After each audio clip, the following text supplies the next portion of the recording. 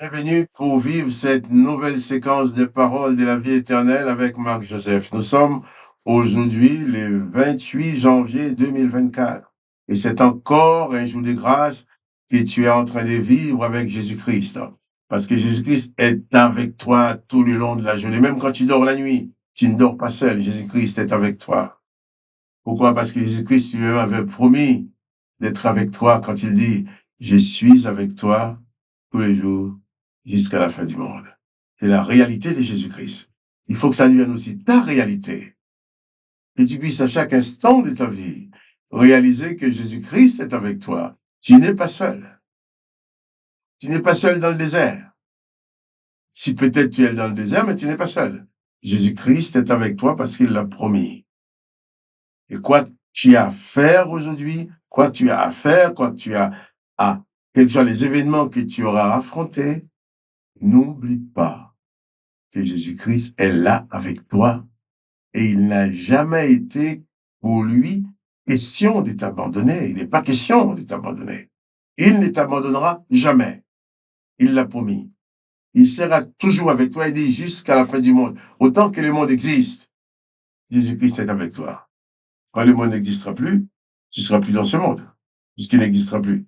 Mais tu seras avec Jésus dans son royaume. Donc Jésus s'engage à être avec toi pour l'éternité. Que ce Seigneur soit béni. Oh oui, que le nom de Jésus-Christ soit béni. Et je vais te dire encore, autant que Jésus-Christ est présent, tout est encore possible. Donc, pas de panique, pas de découragement, parce que Jésus-Christ t'accompagne. Il te conduira certainement dans la victoire. Et comme Jésus nous l'a redonné de le faire, de demander au Père en son nom, je vais prier avec toi. Je ne sais pas si quelqu'un d'autre l'a déjà fait, mais moi, je vais prier avec toi maintenant. Pendant ce temps de prière, élève ton âme vers Christ avec moi. Que ton esprit soit en communion avec le mien et avec l'esprit de Jésus-Christ qui nous unit, bien sûr. Père, je bénis ton nom pour toutes les œuvres que tu as accomplies en notre faveur. Je glorifie ton nom pour ta bonté, pour ta grâce. Je glorifie ton nom pour tout ce que tu nous donnes, Seigneur, dans ce monde, pour nous permettre de vivre. Et je te demande maintenant, dans le nom de Jésus, de poser ta main bénissante sur chacun de mes bien-aimés qui sont en train de regarder cette vidéo maintenant. Pose ta main bénissante et fais du bien à leur âme, fais du bien à leur corps, fais du bien à leur esprit. Installe-les, Seigneur Jésus, dans ton bien-être à toi et que leur bien-être soit parfait parce que c'est toi qui t'occupes d'eux. Papa, dans le nom de Jésus, je te demande de faire cela par ta grâce, sans aucune notion de mérite. Tu agis dans nos vies. Tu ne regardes pas ce que nous méritons, mais tu nous traites selon les dimensions de ta grâce, que d'ailleurs, nous n'en mesurons pas les contours. Mais ta grâce pour nous est immense. Oui, papa, sois glorifié, sois béni, sois adoré. Merci, papa. Merci. Merci parce que tu agis maintenant dans la vie de chacun de mes frères et sœurs. S'il est malade dans son corps, tu donnes la guérison. S'il est dans le découragement, tu le consoles. Dans les deuils, tu consoles, papa. Merci parce que rien n'est impossible à toi. Et je crois en ta toute puissance pour la délivrance de mon frère et de ma sœur. Dans le nom du Seigneur Jésus-Christ. Amen. Amen. Je vais lire avec toi maintenant un passage de l'évangile dans Jean chapitre 1er. Non, pas premier, chapitre 6. Jean chapitre 6. Nous avons lu hier que Jésus a précisé aux gens qui l'écoutaient qu'il faut donner plus de valeur aux choses spirituelles, aux choses éternelles, que les choses matérielles. Et là, Jean 6, verset 28, il dit à Jésus, que devons-nous faire pour faire les œuvres de Dieu? Jésus-Christ leur répondit, l'œuvre de Dieu, c'est que vous croyez à celui qui l'a envoyé. Que devons-nous faire pour faire les œuvres de Dieu? Et Jésus dit, l'œuvre de Dieu, là, si tu veux faire l'œuvre de Dieu, la première chose que tu as à faire, c'est de croire en Jésus-Christ. Croire à celui que Dieu le Père a envoyé.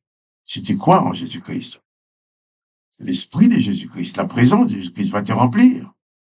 Et Jésus-Christ pourra te conduire à faire les œuvres de Dieu. Car tu ne connais pas Dieu, tu n'as jamais vu Dieu. Il n'y a que Jésus-Christ qui peut te dicter les œuvres de Dieu. Au travers de Jésus-Christ, tu vois les œuvres de Dieu. Donc, l'œuvre de Dieu, c'est que tu crois à celui que Dieu le Père a envoyé, à savoir Jésus-Christ. Jésus-Christ leur répondit cela. Que devons-nous faire? Oui, tous, nous voudrions faire l'œuvre de Dieu. Beaucoup d'entre nous, vous voudrez faire l'œuvre de Dieu. Mais le commençant, le b.a.-ba de l'œuvre de Dieu, c'est d'abord de croire en Jésus-Christ, de croire à la puissance de Jésus-Christ, de croire à l'amour de Jésus-Christ, de croire à la bonté de Jésus-Christ. Là, on commence à faire l'œuvre de Dieu. Mais si on ne croit pas, on ne s'attache pas à Jésus, on n'essaye pas de le connaître, de s'installer en lui, on ne pourra jamais accomplir ses œuvres. On accomplira les œuvres de ce monde, les œuvres qui appartiennent à ce monde et qui resteront dans ce monde. Mais les œuvres que nous accomplissons en Jésus-Christ, avec Jésus-Christ, eh bien, c'est souvent des œuvres qui durent dans l'éternité. Oh, que le nom de Jésus soit béni. Que le nom de Jésus soit béni. Que le nom de Jésus-Christ soit glorifié. Jésus-Christ dit ceci. L'œuvre de Dieu, c'est que vous croyez à celui qui l'a envoyé. Verset 30. Quel miracle fais-tu donc, lui dit-il, afin que nous voyions et que nous croyions en toi. Que fais-tu? Alors, il demande à Jésus pour qu'il croie en lui, qu'il fasse un miracle. Et Jésus dit déjà que lui-même, il est le représentant de son Père, c'est lui sur qui le Père a mis son souhait, a confié la mission pour venir sauver l'humanité. L'œuvre de Dieu. Si tu veux faire l'œuvre de Dieu, commence par croire fortement, pleinement, de tout ton cœur en Jésus-Christ. Et tu verras. Une fois que tu crois fermement en Jésus-Christ, l'Esprit de Jésus-Christ te conduira à faire l'œuvre de Dieu. Parce que l'œuvre de Dieu, c'est pas seulement de dire, je vais prêcher, je vais faire ci, je vais ça, oui, tout ça en fait partie. Mais l'œuvre de Dieu, c'est d'abord de croire à la puissance de Jésus-Christ. C'est quoi?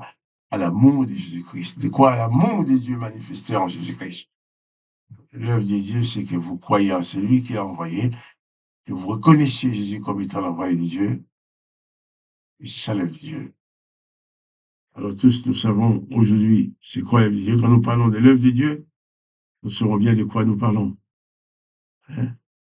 Alors que le nom de Jésus-Christ soit glorifié et que le Père soit glorifié et que vraiment chacun de nous soit béni dans sa grâce.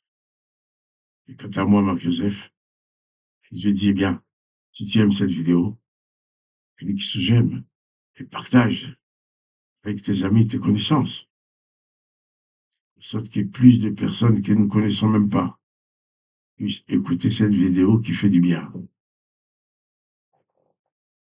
Que la bénédiction du Christ soit sur ta vie. Que la grâce du Christ couvre ta vie. Et maintenant,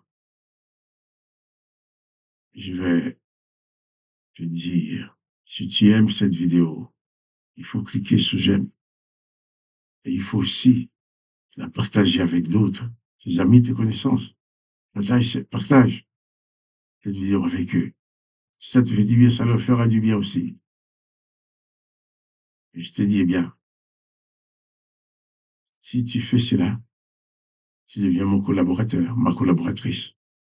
Et je te dis aussi, si tu as un sujet dans l'évangile sur lequel tu voudrais que je parle, eh bien, envoie-moi les sujets dans les commentaires. Je me ferai un plaisir d'en parler. Dans le nom de Jésus-Christ. Sois béni et à bientôt.